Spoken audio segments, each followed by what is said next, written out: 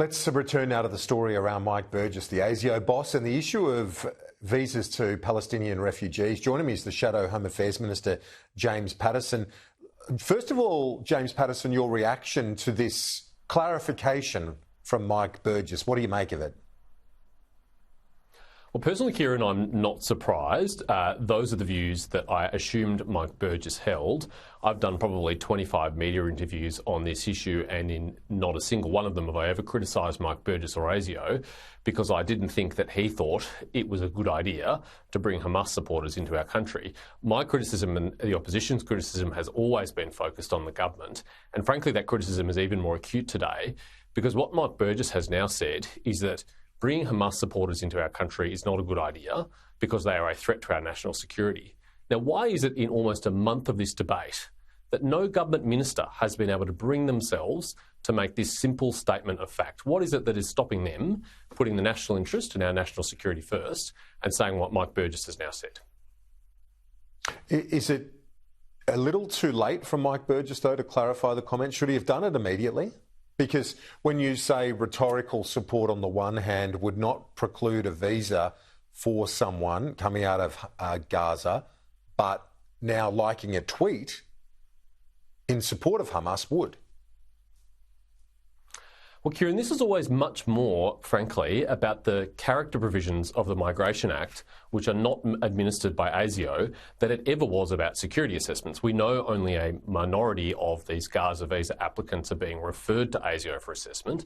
The vast bulk are just being considered by the Department of Home Affairs. And it's up to the government to say, which the Prime Minister has been unable to, that supporting a terrorist organisation violates the character provisions of the Migration Act, and we will not grant you a visa if you support Hamas. And if you've come to our country and you express support from us, we'll cancel your visa and we'll deport you from the country under the character provisions of the Migration Act. Now, none of that is a matter for Mike Burgess. None of that is a matter for ASIO. They don't administer that act. The government does, and they're responsible for coming out and clarifying that position. Given Mike Burgess has said this, though, does it reassure you that this is the way the agency, the security agencies, look at this matter, look at this area, and look at the individuals that are allowed to come here? I've never had any doubt about ASIO or Mike Burgess that they would always do their job.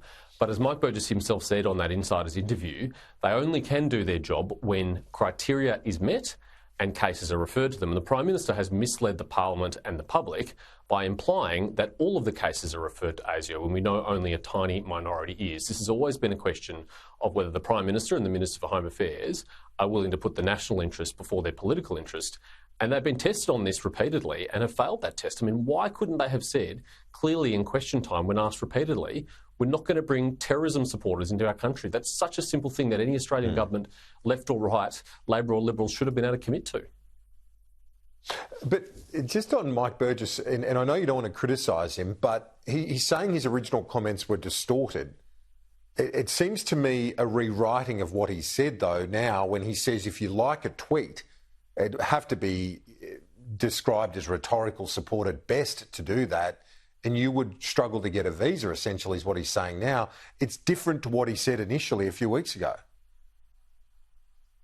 Kieran, you'll understand why I don't want to kind of publicly pass the comments of the ASIO Director General. I strongly support Mike Burgess. I think he does an outstanding job. I support his entire team. I support ASIO. It's a wonderful organisation that does very important work in the national interest and for our national security. And it's not in our country's interest for them to be politicised. And that's why I am very disappointed that the Prime Minister tried to use Mike Burgess as a political shield. He tried to hide behind ASIO. He should have just been upfront and taken responsibility from the very beginning. On the comments made by your colleague Andrew Wallace, the Deputy Chair of the Parliamentary Committee on Intelligence and Security, on the program earlier, he said he wouldn't be surprised if a number of the cohort already in Australia on visas, on tourist visas, will end up in immigration detention. Do you share that view? I think that is a risk for two reasons. One is because the government has improperly granted them tourism visas. Now, the conditions of accepting a tourism visa, applying for a tourist visa, is that you only intend to visit and stay temporarily and you don't intend to return. Well, Tony Burke and others in the government have already said that none of these people are going back. Therefore, effectively, they've violated the provisions of the visa that they're on, and normally there would be consequences for that. It's up to the government whether they're going to enforce the provisions of the tourism visas. The second issue is, what are we going to do if we do identify anyone who is a security risk now that they're here, or if they violate the character provisions and their visas need to be cancelled? Well, in the normal course of events, they would be taken to immigration detention pending deportation.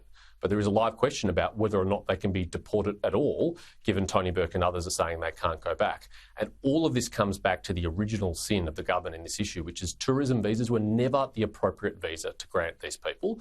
They should have been taken to a third country where they could be removed from danger but assessed carefully, as we did in Syria, Afghanistan, for their security and identity, and also whether they met the criteria for refugee humanitarian protection.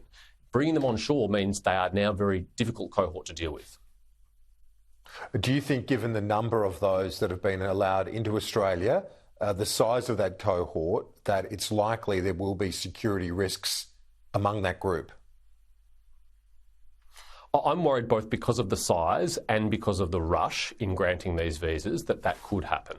I mean, when you spend an average of 24 hours and in some instances as quickly as 1 hour granting a tourist visa to someone fleeing a war zone controlled by a terrorist organisation, that increases the risk that mistakes are made and that people who slip through who we would never intend to bring into our country. And this all comes back to the rushed, risky and reckless approach that the government has taken from the beginning on this issue.